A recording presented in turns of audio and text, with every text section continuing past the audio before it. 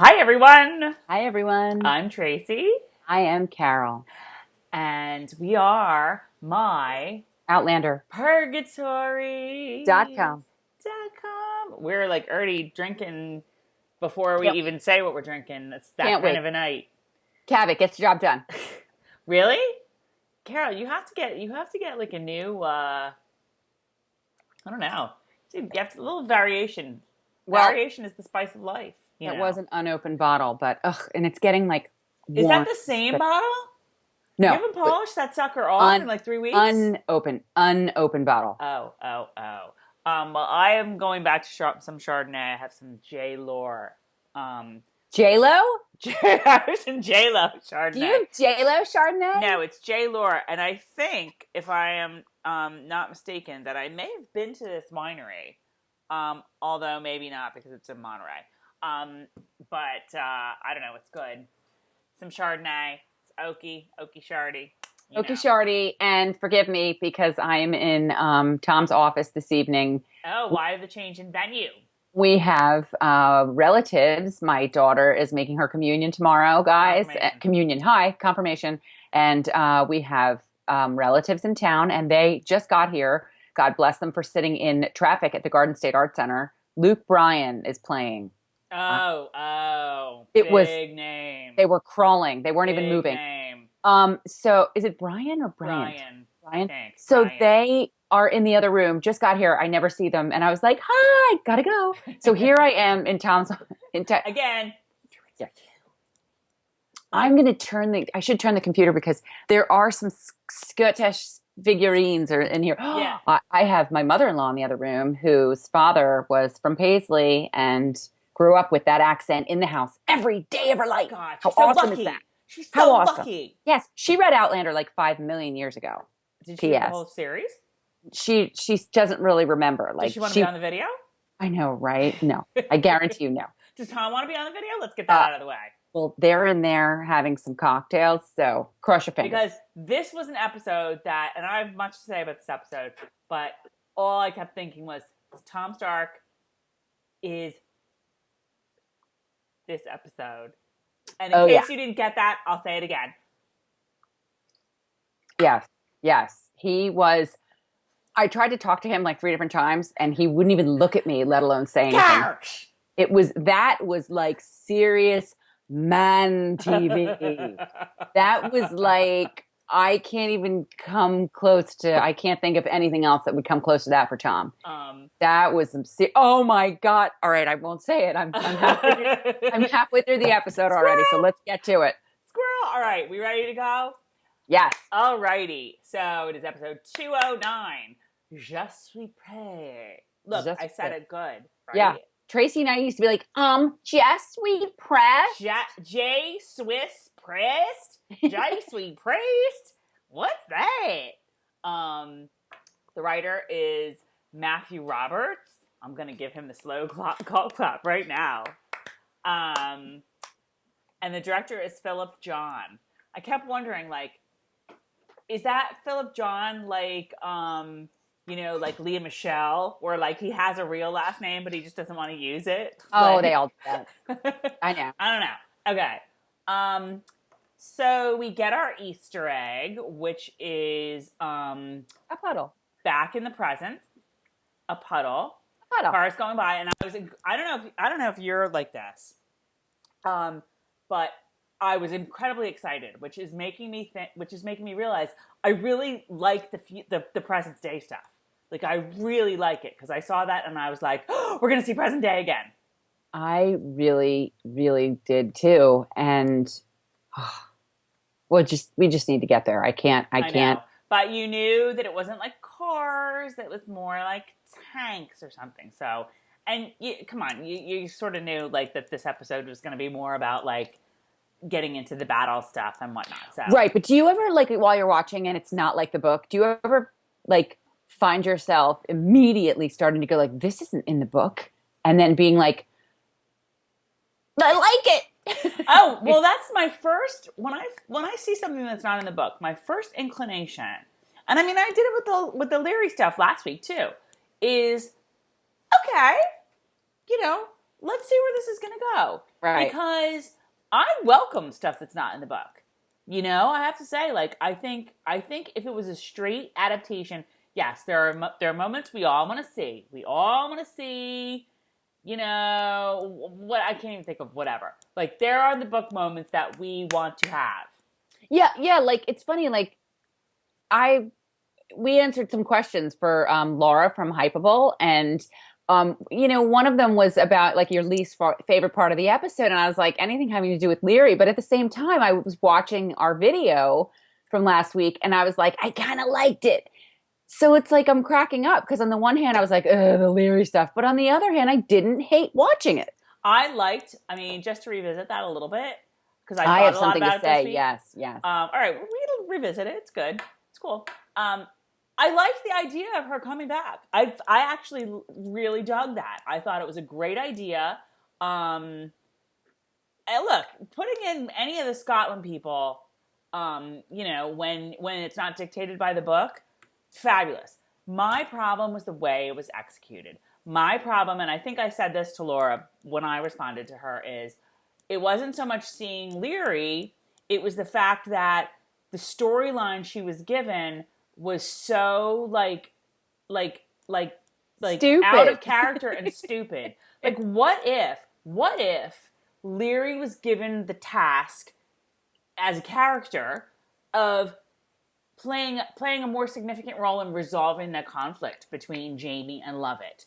You know, doing something selfless. We talk a lot about selfless in this episode tonight. Doing something selfless. Doing something that perhaps puts herself at risk without thinking of herself. Doing it purely for someone else. Isn't that much more likely to sort of make Jamie and Claire see her in a new light or a different light or perhaps a better light than some stupid, like, I tried, Claire, I showed her my boobs. And, you know, I mean, I just was like, it was a wasted opportunity for me. Okay. And that's what I didn't like about it. I liked watching it. I kind of always like, I'm always worried about being called out on this. Carol, you said you always like it. And then like the last week I said I hated something, but I always like the new stuff because it's just new and interesting. And you know me, I don't like spoilers. And the reason I hate spoilers is because I live for the element of surprise about the tiniest little things.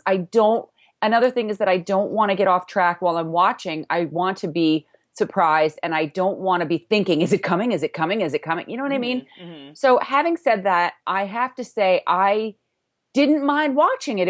To me, it was entertaining, but I would have preferred if they did not. I understand why they had to use her or why they felt they had to use her. Mm-hmm. I had a completely different way of tying up some things from season 1 in order to bridge us to season 3. But that I would not have done myself. I like I said, I have a completely different idea of how it could have been done. I like Leary being the villain and nothing else. I don't want Happy saving us, Leary. I don't want, your neighbor next door being friendly and bringing you eggs, Leary. I want bitch from hell, Leary, who I can hate from the second she's on the screen until the second she leaves. And I'm sorry. I hope, I like that. I'm saying like, I like that. To me, she's the character you love to hate. Mm-hmm. So I do not want anything else. That is one thing about last week that I did love. I love the way they ended it with, or love me, whatever she said. I love the shirt smelling. She's still conniving, which you totally expect. It's Leary. It's like hair. She's conniving. So that is how I felt. Yeah. I don't know. I just don't know. Maybe part of the reason I didn't like it was because it made Claire look even more ridiculous too. Oh yeah. It was like, instead of like seeing, the psycho smelling her husband's shirt, a la Fatal Attraction, and not going back to Jamie and being like, Jamie, new plan, because bitch be crazy. Claire was like, okay, well, I think that smelling his shirt like that probably means that she totally loves him, but maybe it doesn't, so I'll just, forget I thought.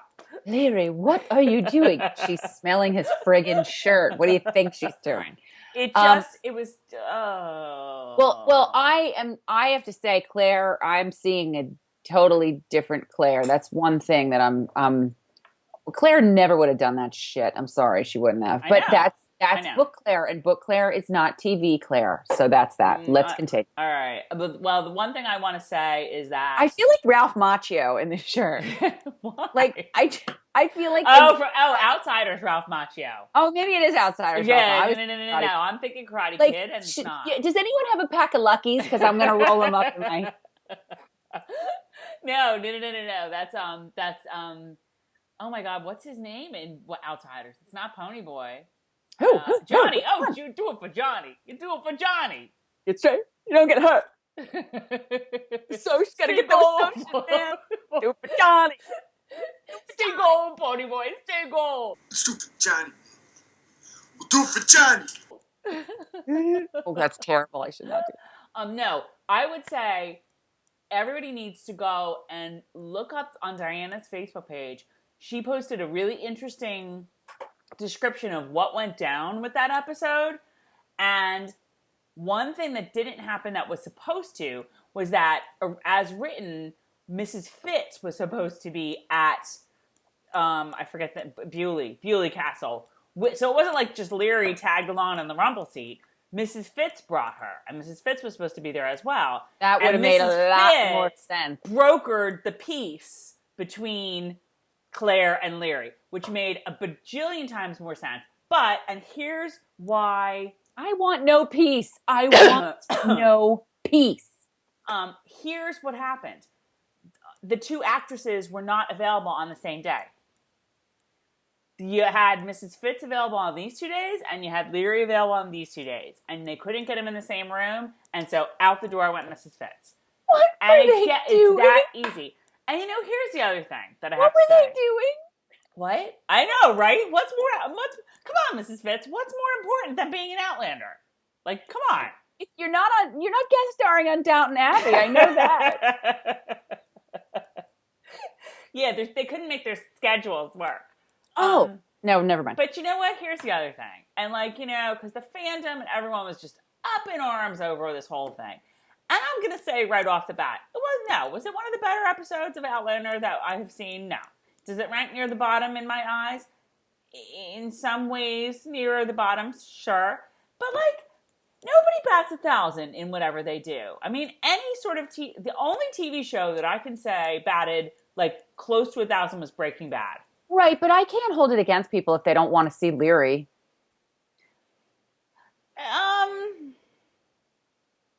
I don't know that people were like, Leary showed up. I hate this episode now. I think people were people who didn't like it were in agreement just about how stupid. It went down. Yeah, stupid. I think so. Anyway, that's kind of how I was looking at it. And you don't bat 1,000. You have an off night, or you can't get the two actresses in the same room. It's going to happen. It doesn't make the writer, a terrible writer. And none of these writers they break these bad episodes. Writers. They sit at the very start of production and they break the book into chunks. And writers are tossed chunks, and maybe they're tossing their chunks. They're tossing their chunks. And maybe they'll request, Tony Graffia. I just listened to Ron's podcast, and she requested doing Faith. So maybe you get to choose. But, they dole them out, like cards. So if you're dealt a bad hand as a writer, you're going to make the best of it, whatever. So that said, after this episode, all is forgiven, y'all, because this episode was so bloody good. Tom is not the only one that enjoyed the crap out of this episode. And I don't even remember where we left off. We really didn't get that far, so we got to really... Okay. Yeah, the Easter egg. So, Easter egg was a puddle. Right. So that sort of gives you a hint as to the topic, if not the theme of the episode. Then we're back in the present day. We're arriving at a camp. We get the backstory that a lot of, from the narration, from the Claire narration, a lot of Lord Lovett's men have deserted, and rightly so. That was a question I had. they're talking about these Lord Lovett men and Lovett's men and Lovett's men. Do we get Lovett's men? Do we lose Lovett's men? Do we get them last time? And I'm like, what are Lovett's men like the Unsullied? Where like they can just get tossed around by the Khaleesi to go fight whatever war they want? I know, right? Now get in there. After you shine my shoes, go fight this war. And then come back and get the pitchfork in the head. So can you blame Lovett's men for being like, yeah, we're out of here? No, but before you go any further, I just loved what I was calling the Bear McCreary Gregorian chant in the beginning. The opening song was just gorgeous. So good. The music in this episode, he just keeps surprising me more and more. It's amazing. It had vocals in this episode, which I don't really. I mean, there may have been some music with vocals in the previous episodes, but I don't really remember as many. Right. And as haunting. Oh, right. So good. And Jamie looked particularly fetching in this episode this evening. Holy cow. I know. Well, I actually have down here the camp looked amazing. Like whoever, the set designer or decorator or whatever, or CGI, who knows. The camp looked really great. So they get back and Murtaugh, and they see Murtaugh, they see Fergus. How much did you love, if you caught this? So they're all saying hi, like, how are things going? And Murtaugh, like, the slightest little wink at Claire. Did you see that? Yes. I loved that so much. Yes. Duncan is just like, Duncan LaCroix, Love. So then Fergus bursts out the door. Oh my God. He's like their little son that... Well, that's what I have down. I said, oh my God, Claire's his mother now. Like, this is, once again, you get things that aren't like the book. I don't remember ever feeling Claire being so maternal with Fergus. I mean, just seeing it, I guess that's it. Just seeing the hugs and she was so happy to see him.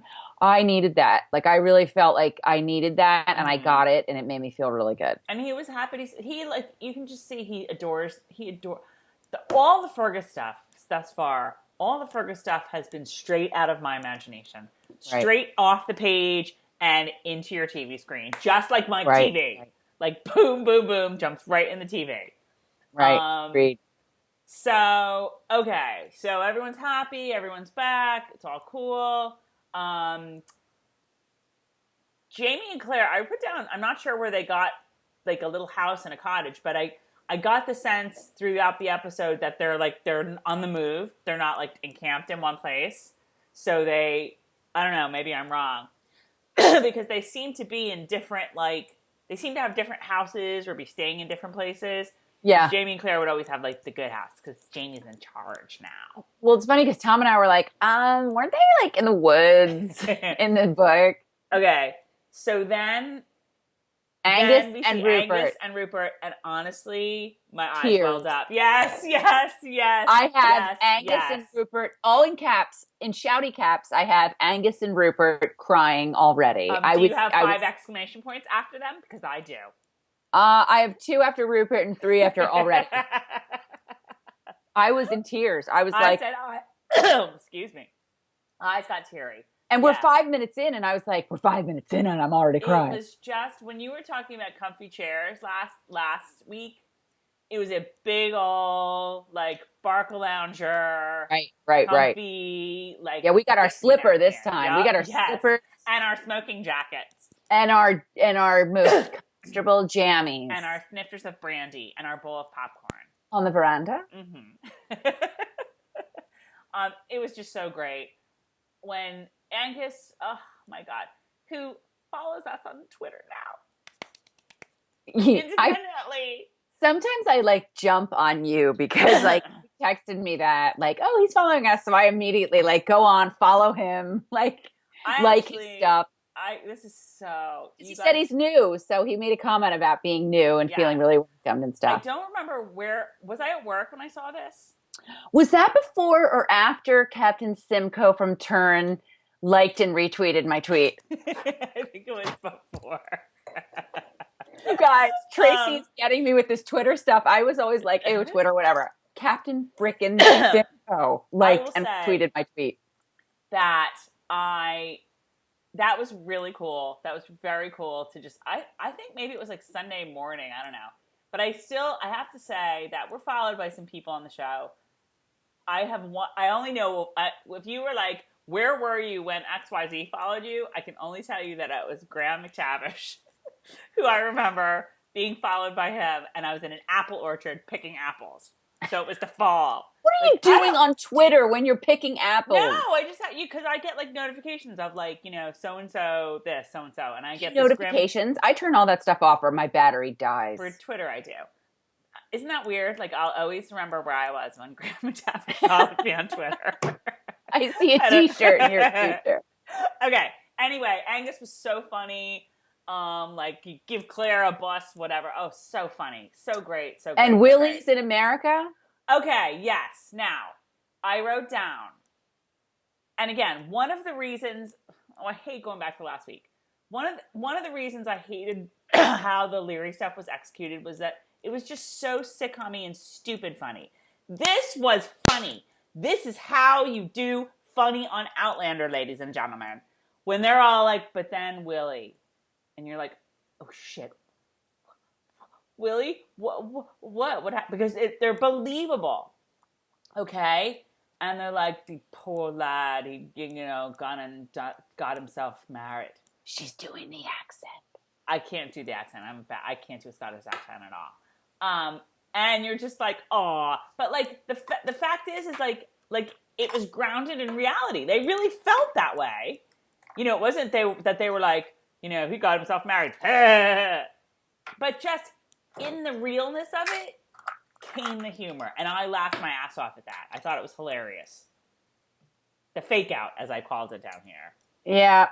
So Willie's gone to America or, got cast in a new show and can't be on it anymore.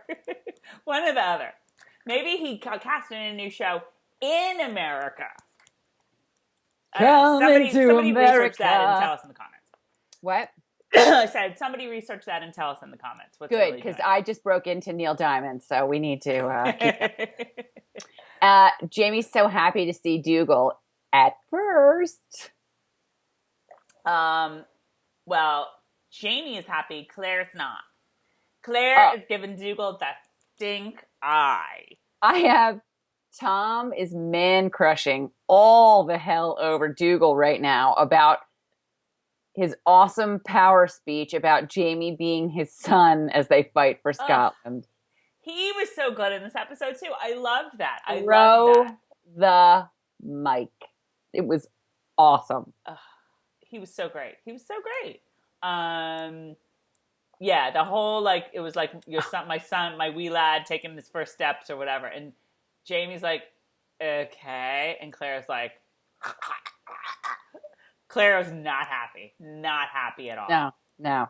Claire's attitude, it's so funny because in the very beginning, I actually had, wow, Claire's in a very jovial mood tonight as it started, and you just saw that like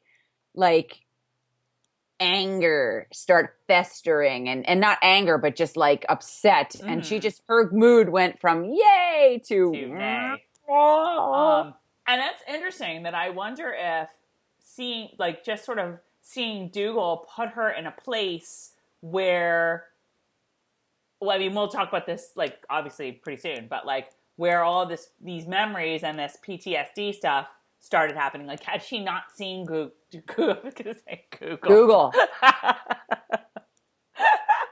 she not say Google Dougal, had she not seen him, would she have sort of slid down that far or we'll never know because she did see him. I think she would have. I think she would have too. I think it was more of the sights and sounds. Talk that through.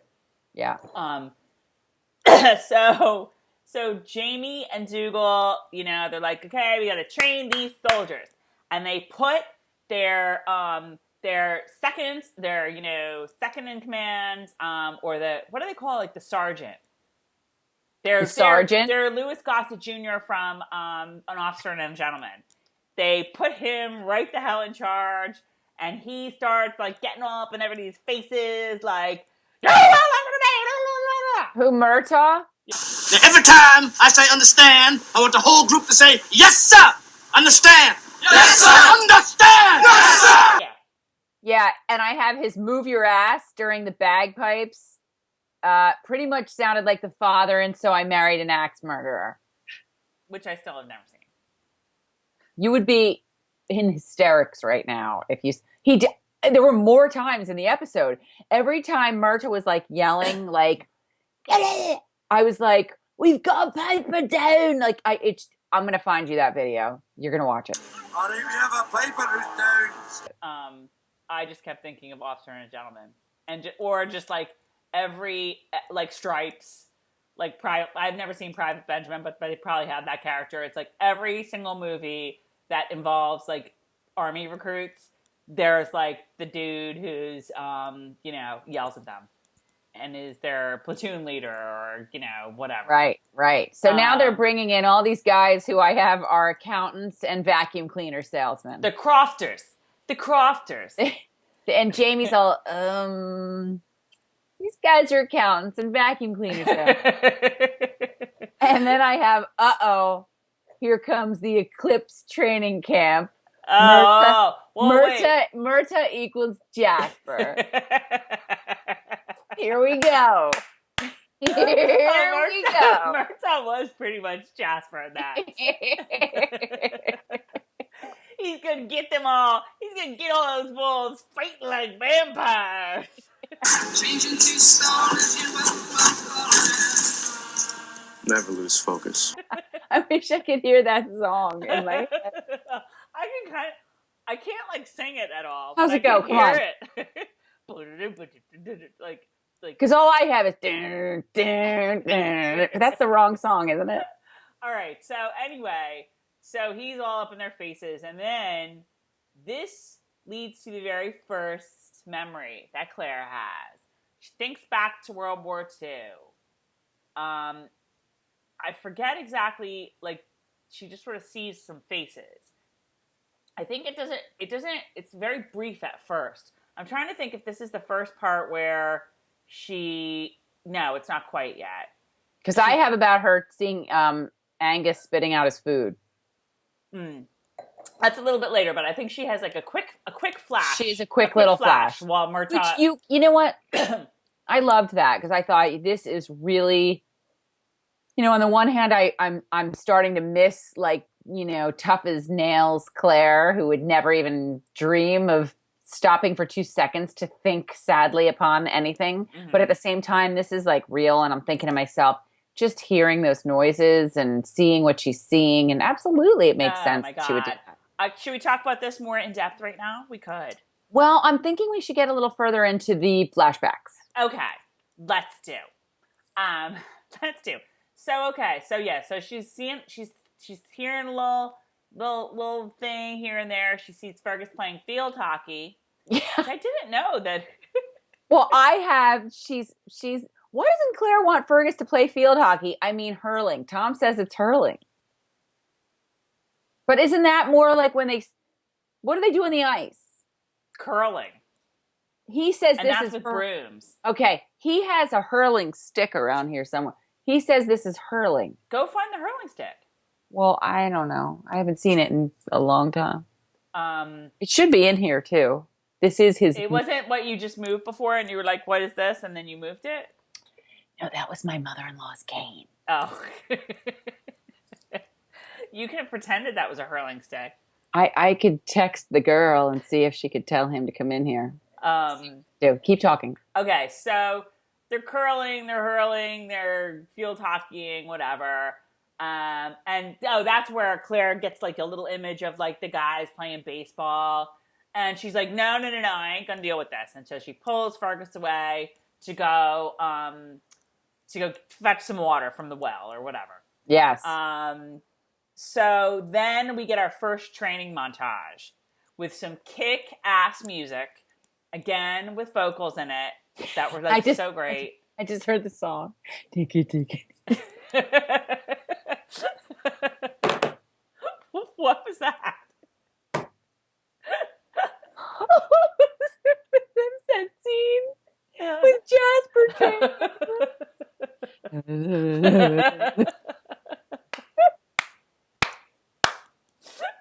Sorry, you those of you who loathe Twilight, I'm really sorry. And those of you who liked it, you know what I'm talking Get about. used to it. We talk about Twilight sometimes. Get used to it. Okay.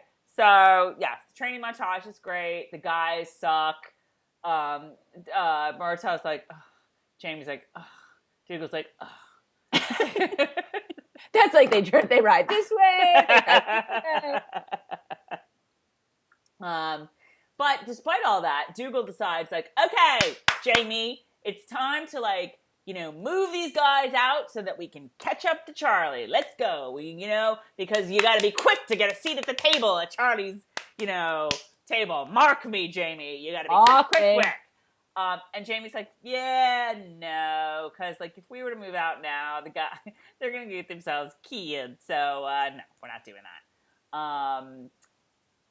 The best way to, like, get a seat at Charlie's table is to have, like, some good men. Then we get a more significant, and I don't remember, like, what did you write down what causes the next oh, you did. It's Angus eating his dinner or whatever. She sees Angus spit out his food, has lots of flashbacks. I have PTSD-ish. Yes.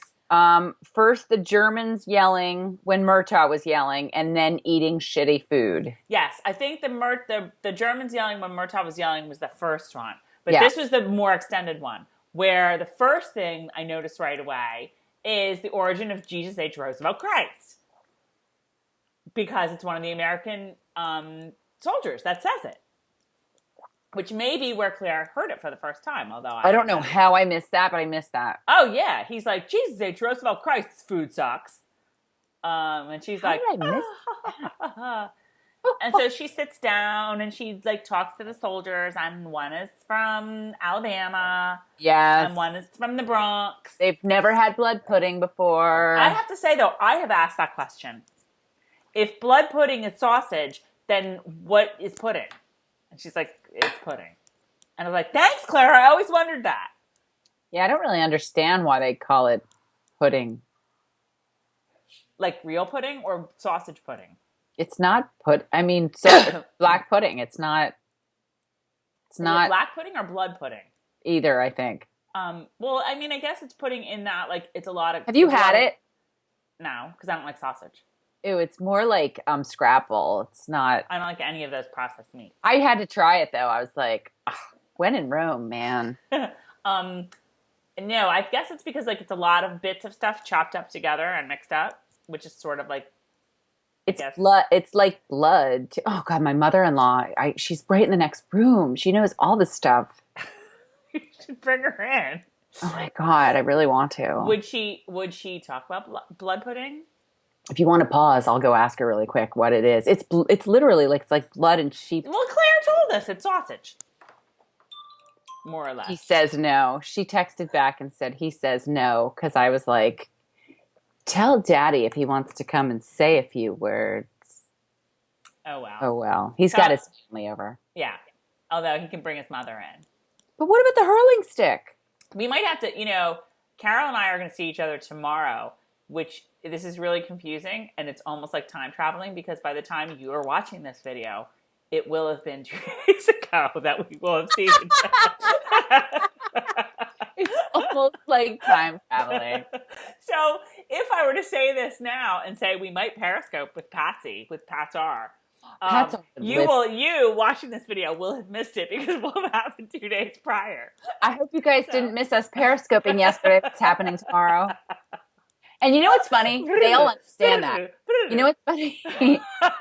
you all understand that. I know you do, because of all this. And you know what else? You just totally look like Louis. No, I was trying to look like Wayne and Garth. Or, oh, no, this is where they go.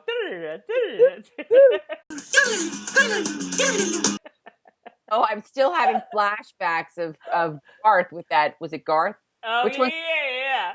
Dana Carvey. What was it? Who did I say? Wait, Garth was. Oh, he looked like young Simon. Excellent party time. Did you watch that was totally young Simon with bangs. Did you? Was that a good call? Yeah. Because I just thought it finally hit me. That's who it is. The only thing that stands between Garth, I think it's Garth or Wayne, I think it's Garth. Yeah, it's Garth. It's Garth. The only thing that stands between Garth and young Simon is Banks. I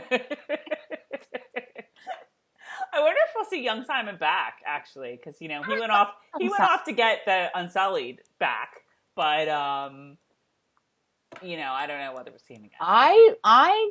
You know what? There's some way that I could see. I would like to see some deviation from the book, and if Ron wants to call me, I'll fill him in on what I think. That's true. Maybe about next season, perhaps a little next season with young Simon. So, can we talk about this PTSD thing? Because this is where I had it in my notes. And why I thought it was really, really effective. Just say hi. Just say. Eugene McHugh. Who's Eugene McHugh? The guy. What does that say? I know, but who is he? Say what it says. Who is he? Just say what it you says. Guys, Tom. Two Tom. From Eugene McHugh. From the Cushton Emmets. Cushton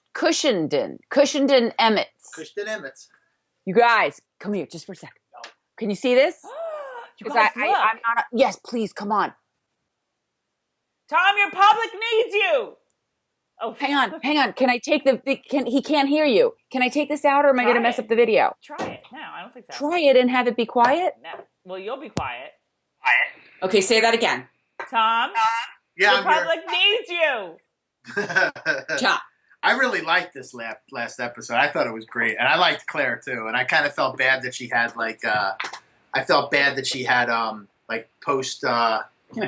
post dramatic stress syndrome, or whatever they call it. What do they call that?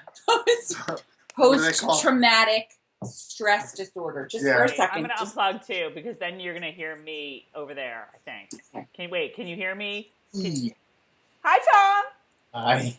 So you liked it, Tom? Yeah, I liked it a lot. It was a great episode. I'm happy they're back in the Highlands. I'm happy they're preparing for Culloden, even though we know they're going to get slaughtered. I'm just happy they're back in kilts and they're drinking and they're training and they're fighting for the cause. Jasper. It's for the cause. You know what I mean? It's to get a Stuart back on the throne. It's to give Scotland back to Scotland. It's to take Scotland away from the English. It's what the first book was all about. You know, I know we're not in the first book anymore, but that's what made the first book so great, was that it was Jamie, and he was this Highlander, and in the books Jamie was a Highland, he was a warrior, he stood a head taller than everybody else, and I love that he's bossing around Dougal now. And you're absolutely right, because this is when he starts bossing around Dougal, when he starts saying, no, you're in my clan now. This is Clan Fraser, and you're in my clan, and you're going to take orders from me because I know how to prepare the troops to win this battle, not you. And although I kind of disagree with Jamie, like I liked the Highland Charge, like because that's if you look at history, like they used to fight, they used to paint themselves blue and fight naked, and it was just like they were scary. They like people didn't even know what to think. I just found song lyrics that Tom wrote 2 years ago. It literally says December of 2014. It was the starting, sing me a song of a lass that is gone. It says, she's got small breasts, he's got red hair, she's very opinionated, he's got back scars, Dougal hates everyone because he has no hair. Tom wrote that. Oh my god, too funny. All right, I think I'm back. Am I back? Do I look all right? Are we recording? Are you recording? Yes, I'm recording. Okay, I am too. Okay, so where were we? Tom was just talking. Oh, we were talking about that this will be the day that will live in infamy because it's the day that Jamie Fraser became Jamie Fraser. Yes. Finally. Yeah. I mean, it's only like the end of season 2, and finally, like the guy's finding himself, right? I mean, like I was saying, in the books, he was right from the get-go. He was the badass warrior. He's the Highlander. He's taller and bigger than everybody, and then you're watching the TV show and you get this idea in your head like who he is and what he's doing, and then you watch the TV show and he's getting bossed around by everybody, and he's being told what to do, and then he's got the opinionated, Sassenach from the future, and you know what I mean? Like she's telling him what to do, and you're like, hey, Jamie, grow up here, right? You know what I mean? But finally, yeah, this is the episode, and I loved when he told Dougal what to do, and I loved when he whipped those sentries for letting those people sneak into camp, and then when was it Lord John? Yes. Yes. Yeah, when he came, he's just William right now. Yeah. William, yeah. Yeah, when He's just baby William. When he came, and that was a cool scene because you remember that scene from they were camping on the road in the books, and it's neat how and we were like, weren't they in the woods? Yeah, that's different, but I mean, still, it was good. It was well done. Yeah, and then he took the beating because it was his fault, and he was the leader, so he had to do it a little bit better. He had to be a little bit more of a man about it. He's like, I'm going to take my 6, and then another 12 for my whatever being dumb. I think he said or something. For leaving the fires. Letting the fires be seen. Yes. Yeah. No, but it was a good and like I was saying, I felt bad for Claire. I really did. I mean, I've never been in war, but that must be hell when post-traumatic stress. Traumatic stress disorder. I mean, you hear gunshots and it takes you back to a time in your that's messed up. Yeah. I thought we started talking about this a little bit right before you came in that this PTSD. I kept thinking to myself, okay, they set the whole PTSD with Jamie up at the beginning of the season with the whole blackjack thing, and it never rang true to me for whatever reason. It was a little odd to me. Whereas this one, I bought every second of it. And not only that, I welcomed it. You don't really see this in the book, but, it makes total sense. She, just came off the war. She, there's Frank. They go on their second honeymoon. She really never had a chance to process everything that she had been through in wartime. She couldn't process in the moment because, you can't. You got to just keep going. So she never had a chance to really work through all of it. And, it makes complete sense that this is where she would do it, or that it would sort of catch up to her and she would be in a similar experience and be flashing back to all of those, moments that she had in the war. Right. I thought it was great. And it also works because, and I don't know if this is even the case, but, she's coming from a place where the PTSD mindset is a thing from the 20th century to the 18th century. Whereas I think with Jamie, they tried to shoehorn a 20th century mindset onto an 18th century person, whatever. And it just didn't ring true. You know? That's why I always had a little bit of an issue with that. But this, I was full on. It was a good episode. They did it well. I'm just happy they're back in the Highlands. Right. I'm happy they're back in Skirtin. They're training. I say that terribly. They're training to knock out the English, take back what's theirs. They're going to fail, but like Khaleesi. God bless them. What's that? Like the Khaleesi. And I will take what is mine with fire and blood. And they don't even have dragons, right? they just got pitchforks and stuff. Got flintlocks. Guns, flintlocks and swords. But it's good. It's a good episode. Cool. All right, I'm gonna go. All right. Bye. Thanks, Tom. No nice problem. work. Tom, ladies and gentlemen, Tom. It's Tom. And the other thing I was going to say with the Jamie stuff, and part of it is just with the Jamie PTSD, I think you said this. I don't know if you said this on a video or you said it when we were talking about it, but you never bought into the Jamie PTSD because intimacy was kind of how they worked stuff out in the book. It didn't, that whole Jamie flashes back to blackjack when he's, having sex with Claire just was weird to me. It was just weird. This flashing back to awful times in the war when Claire is hearing explosions and whatnot, completely different ball game for me. I guess I felt that was believable though when Jamie was flashing back. I just didn't want to see it. I was done. Well, that's the other part of it.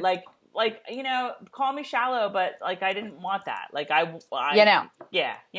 Where this is just I'm full on board with this. No, you're shallow because you just wanted the Melrose Place one episode alcoholism. Okay. But it is. It's the idea of PTSD. I mean, I'm sure. Yes. Did it exist in the 18th century? Absolutely. But I don't know. I didn't really need it as much as then. They just drank. They didn't have as much of a way to like hurt themselves or anyone else. They just drank. Mm-hmm. Mm-hmm. So I have Jamie's giving his speech about standing together with your swords.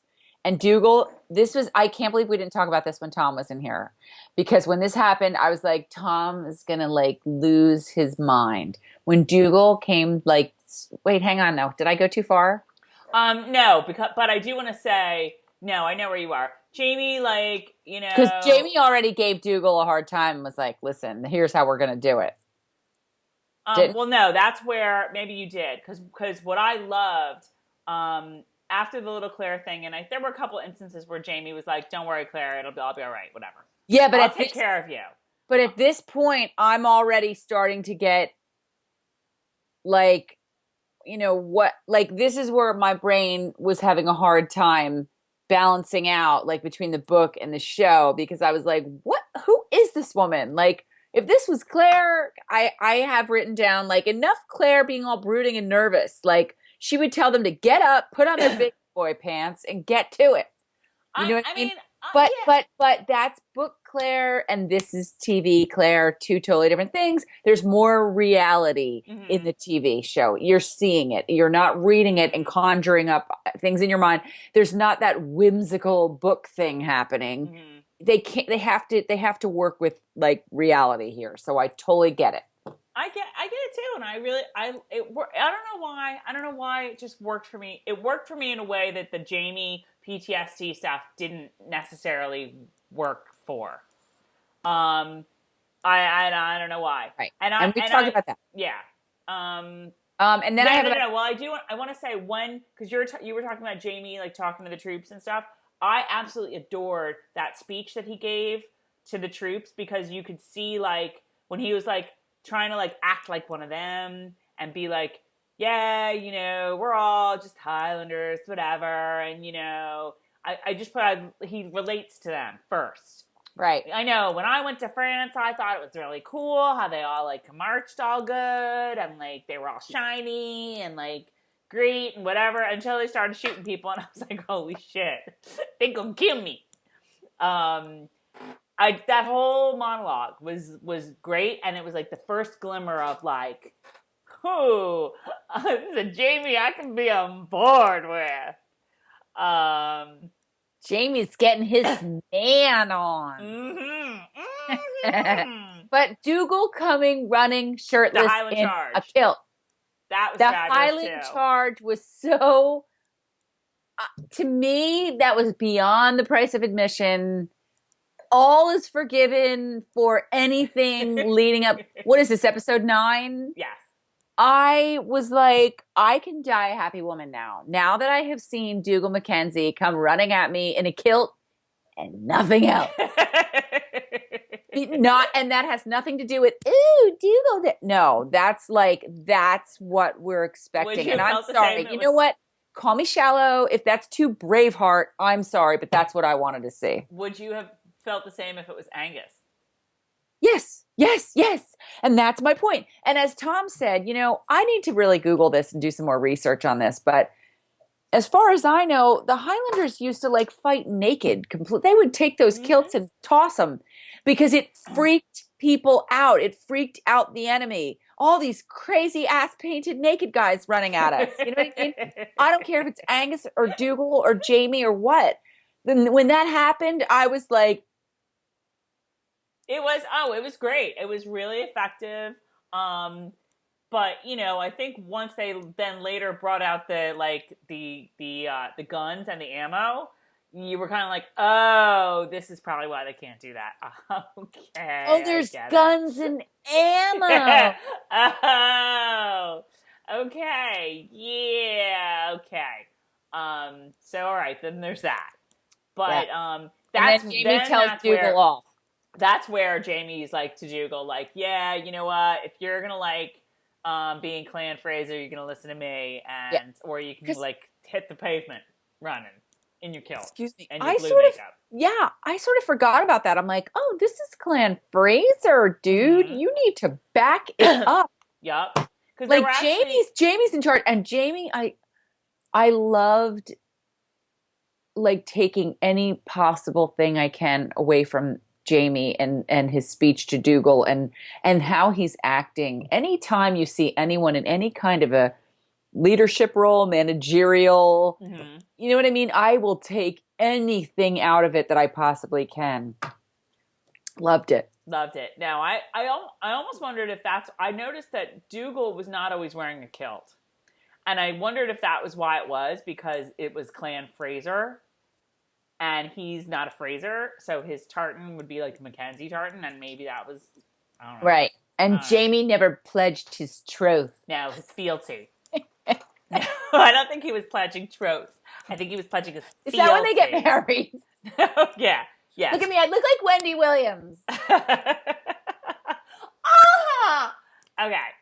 Oh, no, you didn't. We should do an entire episode in Wendy Williams speak. Claire, no. You did not just do that. Okay, this is Jersey. Okay? Oh. Oh, my God. All right. I'm sorry. I don't know where that came from. I love Wendy. Love Wendy. I didn't really watch her except on commercials. She's Monmouth County, girl. She is my girl. No. Okay.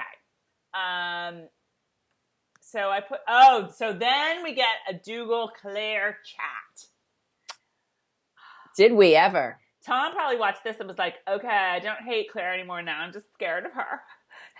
Oh my God. I'm going to have PTSD nightmares, but it's going to be about Claire. I just wanted to say, Dougal, you need to get up a little earlier in the morning if you think you're going to get one over on Claire. As Tom would say, Beauchamp, Beauchamp, Randall Fraser. Okay? Claire was just kick ass throughout this whole thing. Ain't gonna happen. When she's calling him a narcissist, it was like this awesome combination of Claire treating him like he's two and treating him like he's a douche. She was in his face. When she was like, narcissist, and here, I'll define it for you in case you don't know. And then she's like, and I'll define this for you. Go fuck yourself. It's like, slow golf clap, Claire. Let me tell you something. What? I have literally written down, oh shite, he's threatening to tell Jamie about Claire promising to marry him. Ooh, snap. She says she told him. And then I have, but who knows if she really did. Yes! I said, does Jay know about the offer? That's what I don't know. I do not know. You know, and what scares me is them bringing that up again. Why? Why are we going there?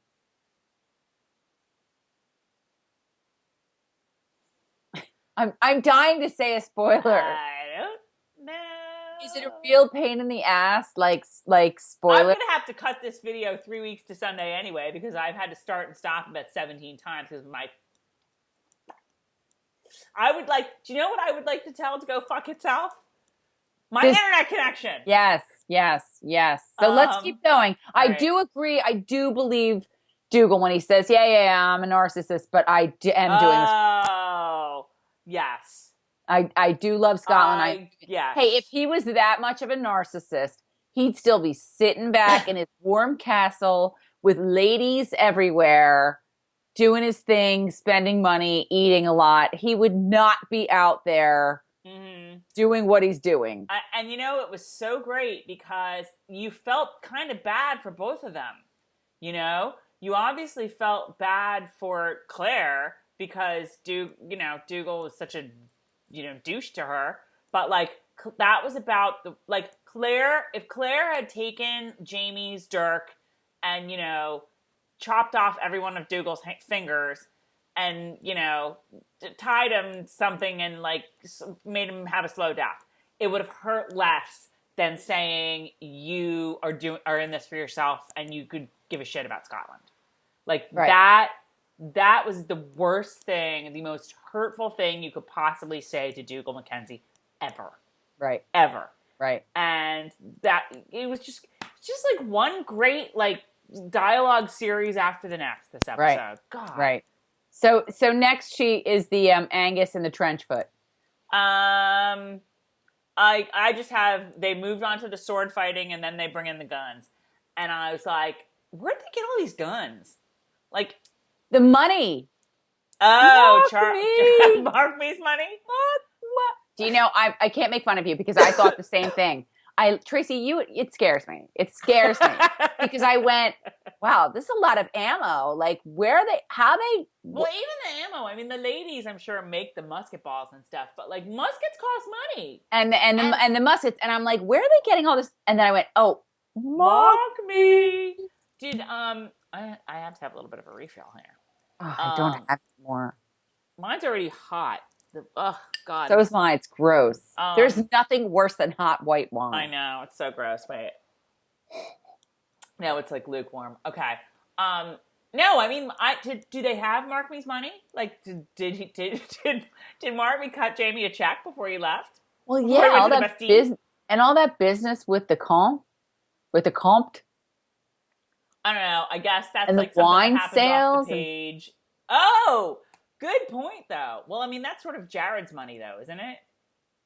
But Jared's a Jacobite. There you go. We just saw Jared the Jacobite. Where'd they get the That's guns? like they went to Jared. That's like a Saturday Night Live thing. Like, it's Jared the Jacobite. Okay, that makes total sense, though. That maybe they got the money from Jared. They sold the wine. Yes. Murtaugh sold the wine. Yes. Brought the proceeds. Bought the guns. Right. Okay. It's like the little triangle there. Wine to guns. What's that song from The Alarm? 68 guns? I don't know. All right. So, and then Jamie and Murtaugh are worried about Claire, but, you know, who isn't by this I'm point. worried about this video if we don't hurry up because I really need to go. Okay. So then we get Angus's Trenchfoot. Claire is not happy about the Trenchfoot because it's reminding her of all these awful things. Yes, and Carol wasn't happy about the Trenchfoot because it's reminding me of ew. Hate when I have to look away. Of all our feet. All right, I'm going to confess something to you guys. Me, third sister Jill, and Carol are all kind of obsessed with our feet. And with our toes, specifically. Speak for yourself! And we have been known to,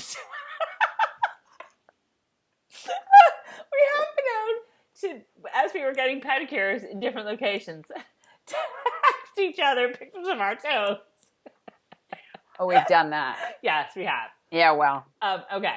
So then we flash back to Claire teaching our boys about the importance of good podiatry hygiene. Oh, God. Claire, shut up. Don't you have some bitter cascara that can take care of that? No, that doesn't help feet.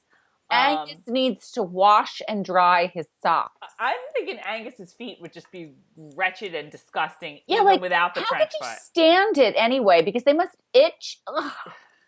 Yeah. Blech, blech, blech. Yeah. Okay. And Murtaugh is worried about her PTSD. Yes, that was before that scene. Okay. So but I have to tell you that I have... Wait, it was before that scene? Yeah. Because, wait, what scene was before what scene? Jamie and Murtaugh are worried about Claire. About Claire. Well, I'm cracking up because I'm like, it doesn't make a ton of sense when you think about what a force she was in the book. And at this point, she was laughing a lot and picking lice out of Jamie's beard. Like a monkey. But I like this change a lot. I think it makes Yes, I have already said that. It's a little too, this season is a little too PTSD. And maybe that's why the problem with Jamie's is that it's just like PTSD everywhere. You know, like Fergus is going to start having PTSD about like not getting enough, rolls at breakfast or something. Oh my Lord. But Madame Elise's, Have you ever heard a better Milord? Milord. Okay. So then in walks Dougal with like 10 new guys who were like this. And they are like new soldiers. The Dougal's like, look, I have all these new recruits for you. And Jamie's like, how'd they get in? And Dougal's like, I don't know. They're like sentries let them through. And Jamie like sees past it. Clearly, like Dougal had been out, on the streets being like, want to be in the war? Good. And like let them all go. Fires the sentries. They get a punishment of 6 whacks on their backs. But what I have written down here, and I don't even remember what the hell he says, but I just put Jamie is starting to kick some ass.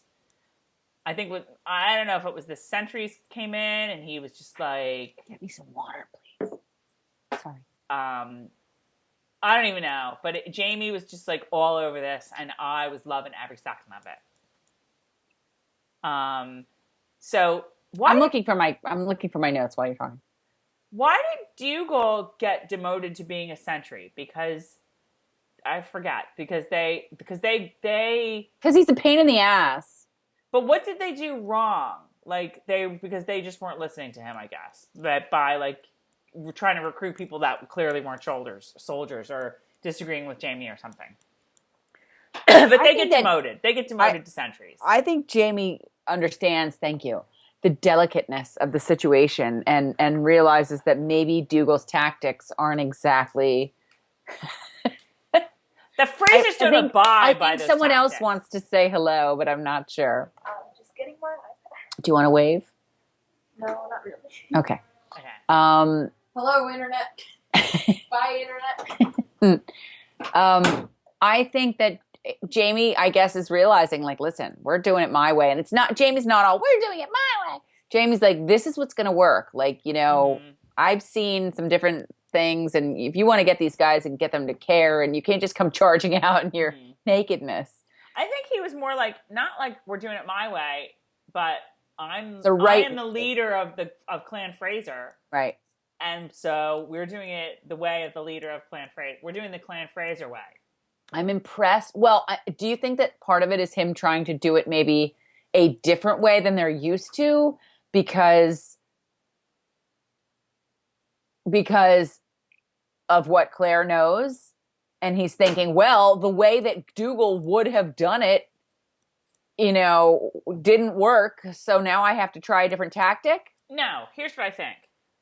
I think that in some ways, Dougal knows a hell of a lot more than Jamie about how to run a clan, a Scottish clan. Right. But Jamie knows a hell of a lot more than Dougal about how to be a soldier. And not just a Highland soldier, but a soldier. I mean, Jamie's fought in France, He's seen, real war. Dougal's seen, Clan Mackenzie v. Clan, whatever. Having skirmishes or whatever. And maybe that's not correct, but I don't know that Dougal has really done, a big-on, full-on, war with real countries. How much does Dougal know how to fight the English? Right. So with their pretty little stand in line and fire off your muskets. Right. So Jamie knows that the Highland way works in a lot of cases. If you want to pull a cattle raid, Highland way is the way to go. If you want to beat a federal government funded army, not so much. Did Claire, no. Did Jamie have lashes? Did Jamie give the men lashes in the book? Because I was kind of taken by that, and I was like, wait, did this even happen? I don't know. I think I was kind of like, Jamie, he's been through this, he's going to give men lashes on their back? Well, that was, and you could tell that was upsetting, and Claire couldn't deal with it. But it was very uncomfortable. You know what? Carol couldn't deal with it. I know. Tracey had a hard time, too. It was very uncomfortable. But again, Jamie is doing something that, personally, to him, must be wretched. Must be, incredibly hard to do.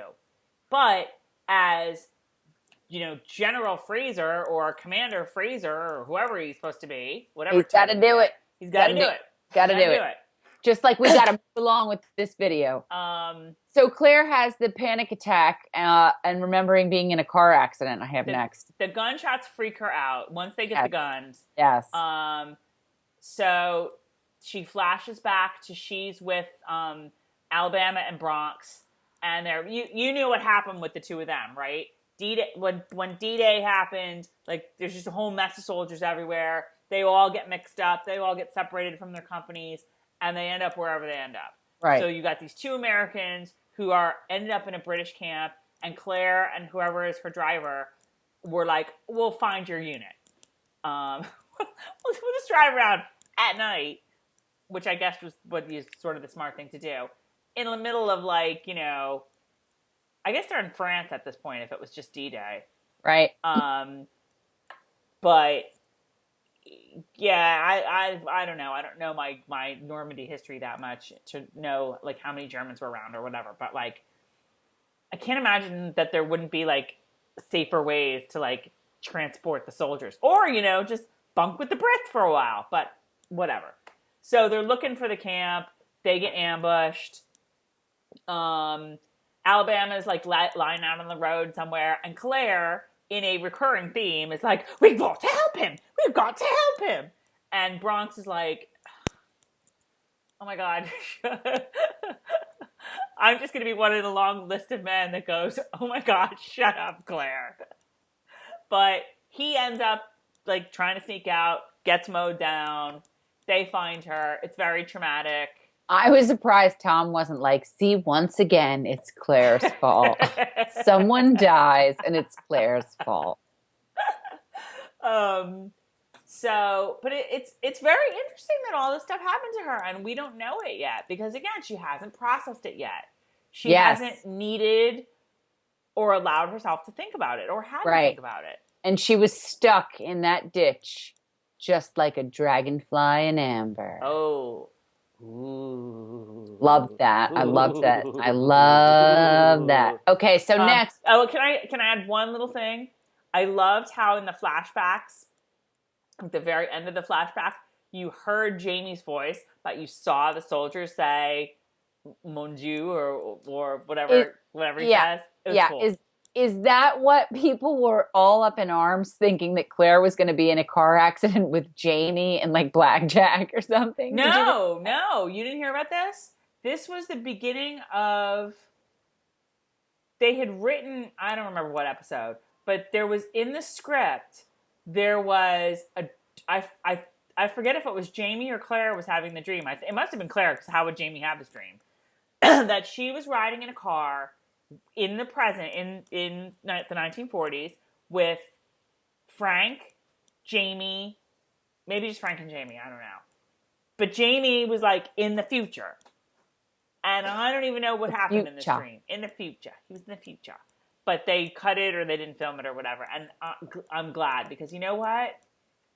The whole idea of Jamie in the future, the only place I want that to be at all even thought about is in here. And Diana has always said it will never happen. I never want to see it in the book. Yeah. I never want to see it on screen. Never. Ever.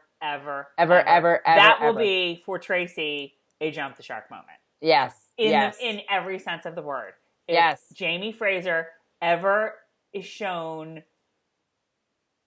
maybe as the ghost, a little more, all right, I'll buy that. But is ever shown at all in 1940s or whatever's, no, done. Ain't no jitterbug for Jamie. Done. This is the only place where that happens. Yes. So now Jamie is taking a leak. Okay. Do we? All right. Yeah. Well, Claire and Jamie talk. He'll never let anything happen to her. He's going to send her home, but she's like, doesn't he say that every time? I know. I'm getting a little tired. And then the little kiss on the forehead too. Don't forget Claire, about that. I'm I'll keep you safe. I'll keep Can I you make safe. fun of your accent now? I'm like, I'm thinking she wasn't all that safe in France either. So while or the in sentiment is Lollyblock, nice, Lollybrock either. yeah, the sentiment is nice, but you're not doing that stellar of a job. Yeah, So no. let's just No, Jamie, she's here. Deal with it. yeah. Okay. Jamie's taking a leak. Jamie is taking a leak, and he is surprised and subdues and breaks the arm of a William. 16-year-old British, sweat behind the ears boy by the name of William John Gray. Who is also sporting Garth's wig. And so all I can say, along with every book reader ever, is Lord John! Because if you're a book reader, you're not expecting it at that point. Is that how she did it was he taking a leak? I don't remember that. It was like what you were saying. It wasn't inside anywhere. It was like it was outside a tent or in the woods. And I'm not expecting it, and there it is. And I sat up at attention and went, Lord John? I think it's.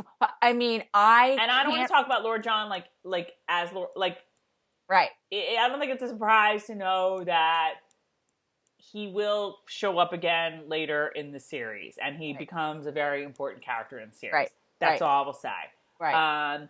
But I will say that this scene from start to finish was like right from the book. Like they pretty much just they cut out some skin.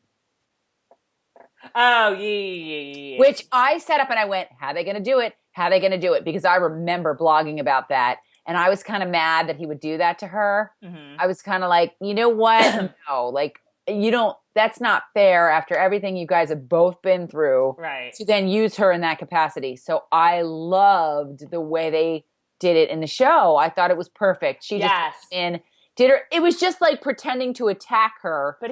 But no, there was he did not, in the book, he ripped her blouse. Yes, in the book, but in the book, it's not her idea. I didn't think so. I was like, I didn't remember that till just now. It's not her idea. He grabs her, and she's like, and rips the rips bodice. her dress open, so like boobs full on exposed. Yeah, she's like, Jamie, what the hell? Yeah. It was, but I like it. I almost like it better. I like it better the way it happened in the TV show. I thought that it was very tastefully done, and I was very happy with the way it was done, because I like that it was sort of her not come to Jesus moment, but her, okay, I'm back in the game moment. Yes. You know what I mean? Yes. Yeah. Agreed. Yeah. And it was funny. Like at one point he's like, being a little too like convincing, and she's like, Drr. Yeah. No, my God, were they good during that? They were so good. They were so good. When he kisses her, he's like, it's about, fooling Lord John, but it's also about like, you are brilliant, woman. Right. Right. And then she's almost has to be like a little like I loved the scene so much. What do I have down here? Sam is magnificent in this whole scene. Magnificent. He's so good. He's Jamie. He's Jamie. Did we'll call him William in the book say to him like, and after my debt is paid, I'm going to come back and I'm going to kill you? Yes. Because I couldn't remember that. I believe so, because I think I remember that I'm going to kill you. Okay. He does in the book. He breaks his arm. Okay. Yes, that I remember. I don't remember And they tied him to a tree. Well, they tied him to a tree when they returned him. Right. I don't remember the little Raiders of the Lost Ark moment where Jamie sticks the knife in the fire and is like, Yes, I know you will.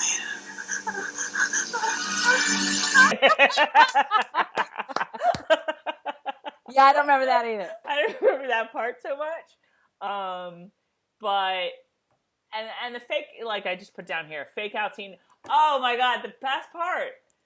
At one point they go to they look at Murtaugh, like the camera goes to Murtaugh, and Murtaugh's just like,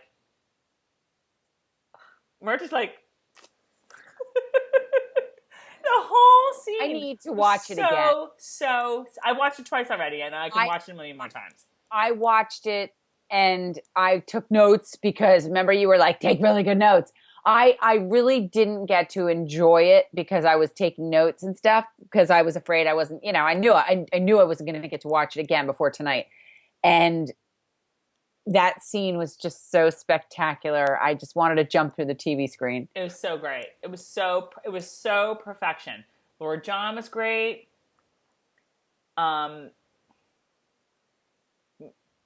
It's not worth to talk about it. Like, all right. I'm sorry, I should say William, not Lord John. Right. He was great. Right. They were. But let me ask you a question. Did Jamie get lashes in the book? Yes. Damn, I need to read more. Yes. And I don't know, like, how many times have I read the damn thing? I need to go back and read this again. Like, I don't remember Dougal, and I don't remember Dougal being there. In fact, I'm pretty sure he wasn't there. But I think that the sentries got lashes at that. Like, I don't think there was a scene with, like, new recruits coming in that got through. I think Lord John was the only one William was the only one that got through. So Jamie was like, the sentries are going to get 6 lashes each, and I'm going to get 6 plus 12 for. And that's the other thing. Like, that was one a little weird thing was that, like, well, I let the fires be shown, but, like, in the book, I think, correct me if I'm wrong, it was a much smaller group and they were outdoor camping. So, like, it wasn't like... They were always outdoor in this stuff. Yeah. Whereas, like, the fires, I mean, I guess the fires were seen, but it was because there was, like, 100 guys there. I don't think there were 100 guys in the book. I think it was, like, for some reason, I think it was, like, 15 guys. My question is, does it always break the skin when they get lashes? No, that wasn't a whip. It was a belt. It's like it was one step above, getting his tushy tanned by Brian when he's 8. Okay. In fact, it's probably not that different at all, except the belt is hitting your tush and not your back. Okay, so how did you like when they returned Lord John? Oh, excuse me, William. How did you like when they returned him and went on what Jamie asked Claire, was it a commando raid? That was awesome. We went on a commando raid. That's how you say it? That was I loved every second. Oh my God, it was so good. It was so good. But then I'm like, wait, they're burning the fires again, really big. Like, yeah, I know. Weren't they going to notice that one too? But I guess they were getting the hell out of Dodge before they, like, actually figured it out. Although I don't know how they were going to get over to their camp with no, wagons or whatever. I guess horseback. But they are so totally setting up this like animosity between Jamie and Dougal. It's very interesting to watch them do. Although the way it ends, so they are on the road again, but this time they're all in formation. They're marching like good little soldiers.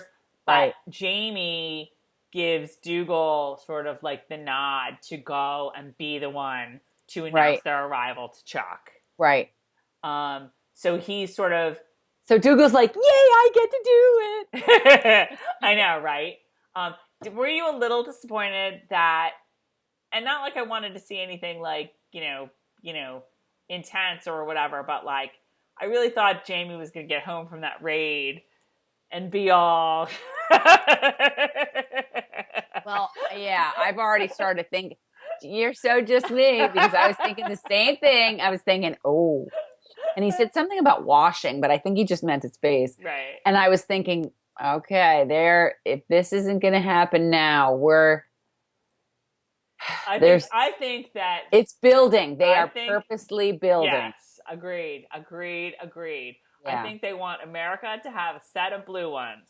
And, yeah.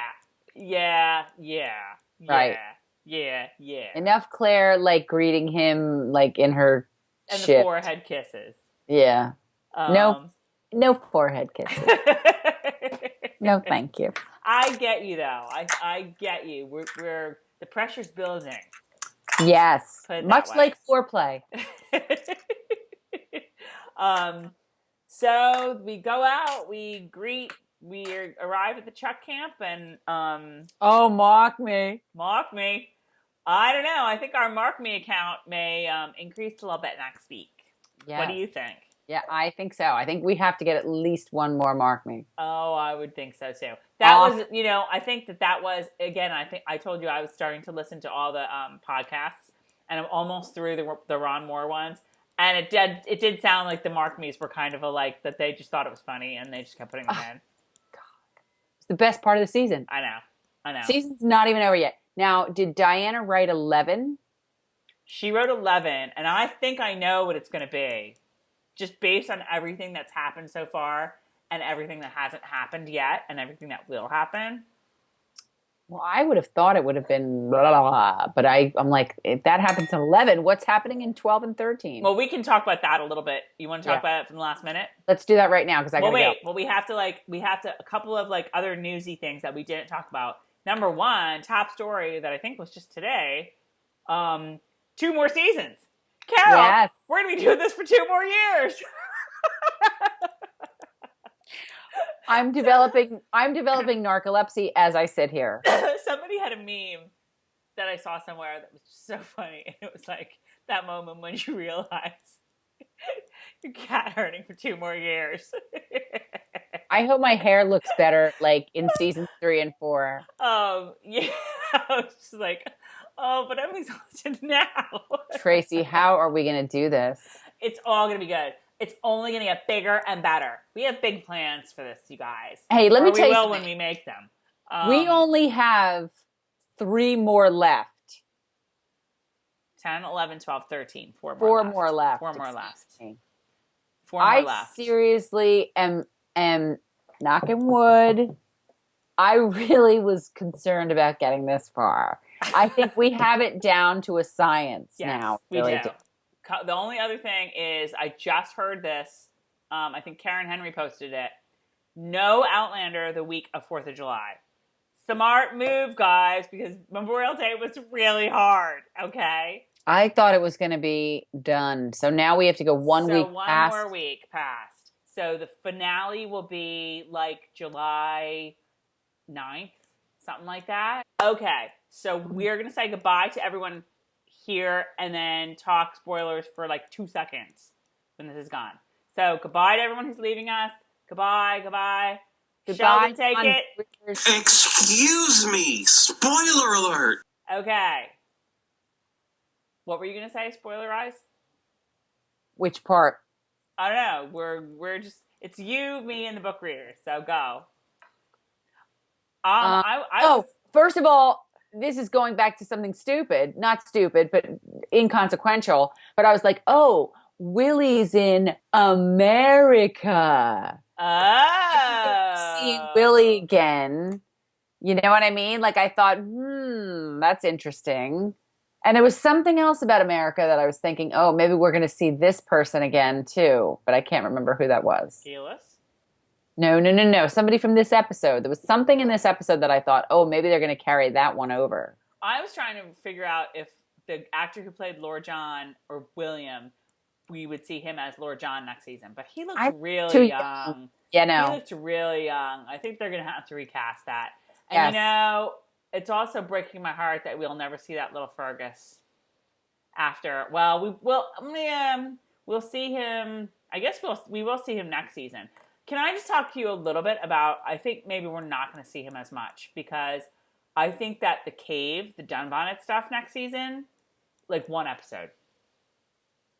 I think all that Dunbonnet stuff is going to get skipped into 1 episode and then jail. Okay. You need to tell me if there is any truth. I read something, I think it was on the blog. Somebody was putting something in the comments that there's some rumor that they're subbing Mary McNabb for Leary. Oh, I heard that too. I don't know. Will freak like you have never seen freaking before. No, because that makes it look.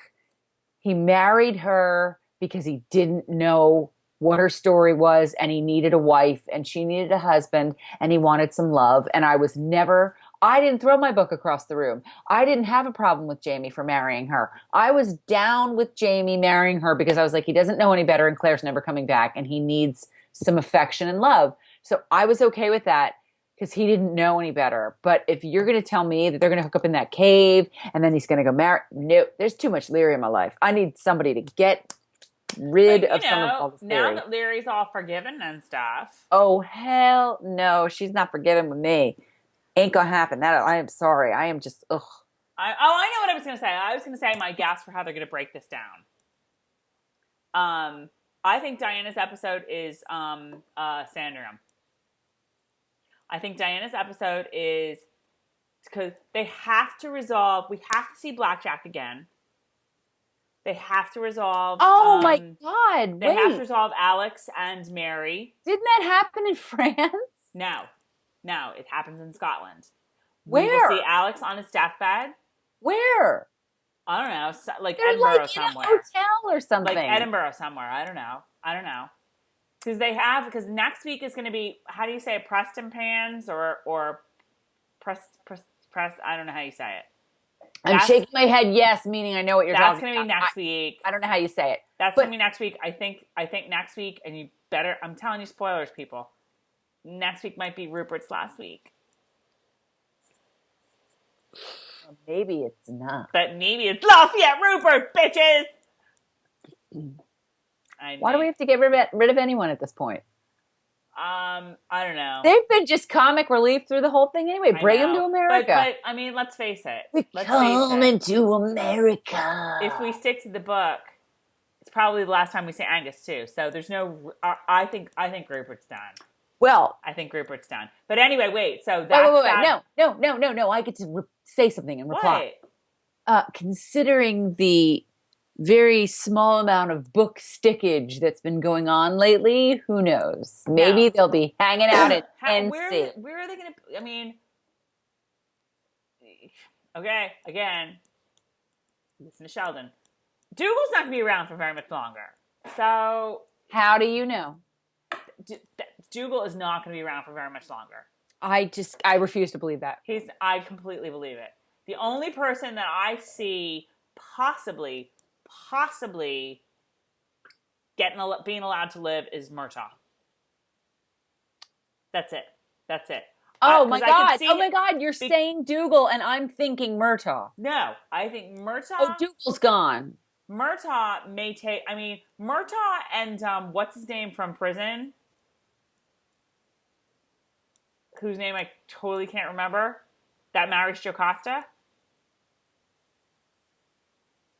I picture him as he's like Murtaugh to me. He's the who's same guy. The actor who was with Helen Hunt in that indie where like he was paralyzed. Oh, I saw that too. He was in not Cold Mountain, the one with Jennifer Lawrence. Winter's Bone. I know what you mean. He was in Winter's Bone. I don't remember his name.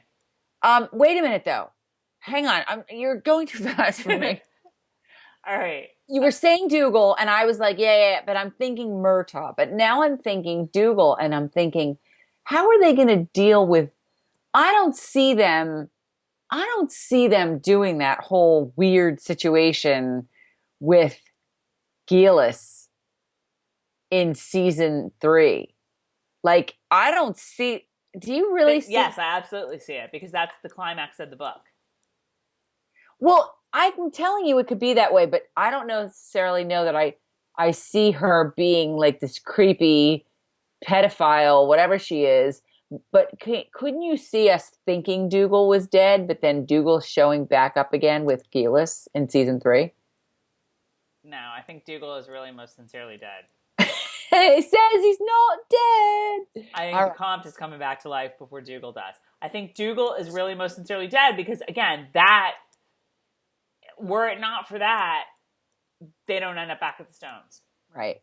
But so I think that I don't believe anything anymore from the book.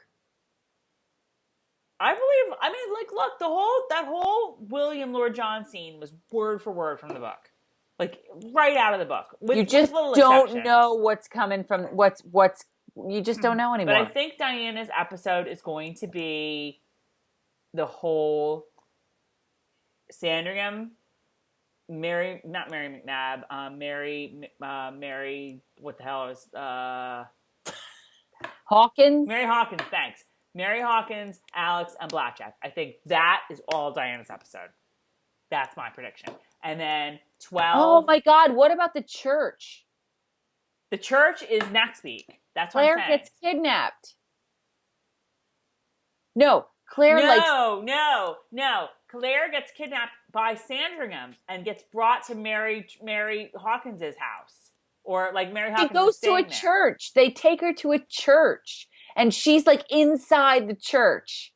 And she's like, she ends up back with, they take her from the church maybe. And she's like, yes. Because that's where Rupert But dies. she starts out in a church. That's where Rupert dies. And we know Jamie's going to find her. Right. Because Jamie knows who kidnapped her. We know Jamie's going to find her. And this was just one of a zillion times, like just another time that Claire gets taken or Claire says, I'll go, and gets separated from Jamie, all Sookie Stackhouse-like. And you just know, okay, she's going to find him. He'll find her. You're like, at this point, you're like getting cocky. Oh, he'll find her. And he does. So anyway, I think that's what's going to happen. And then 12 will be Culloden, will be killing Dougal, will be back at the Stones, bye-bye. And 13 will be Brianna and Roger, 20 years later, whatever. Are they going to get a whole episode?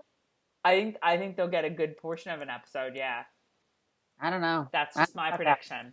I kind of would wonder if they would wait through the Stones till the last episode and sort of leave it on that cliffhanger. I heard and it's just, not the last episode.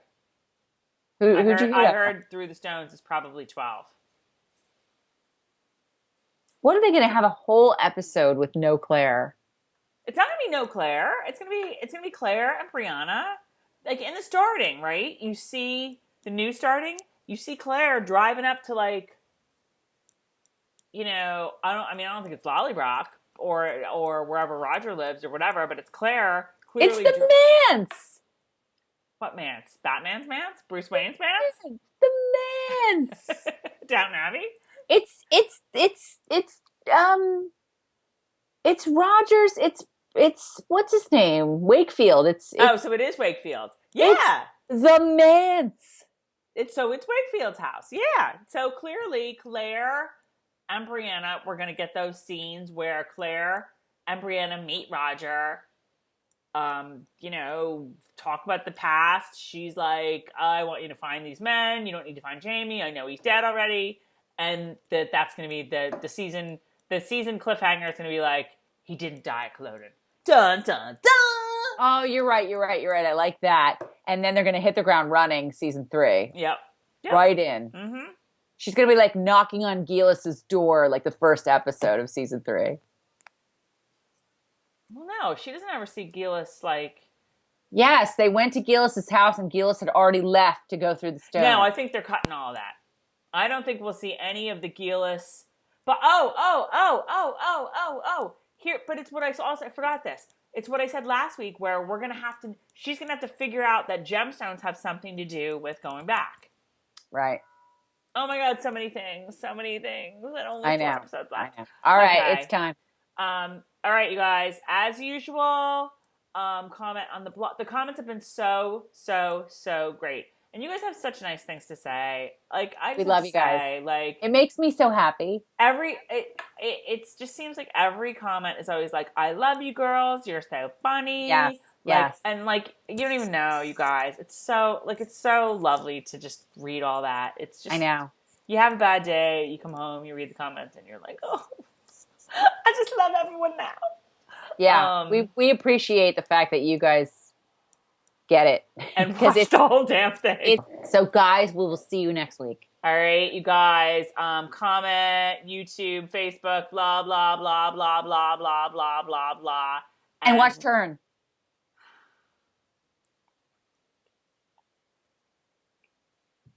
Captain Simcoe tweeted me. No, he retweeted me. Angus followed me, so whatever. I'll see your Captain Simpleton and I'll raise you an Angus. You do not. You don't know what you're talking about, girl. You better just step back. Okay, you guys.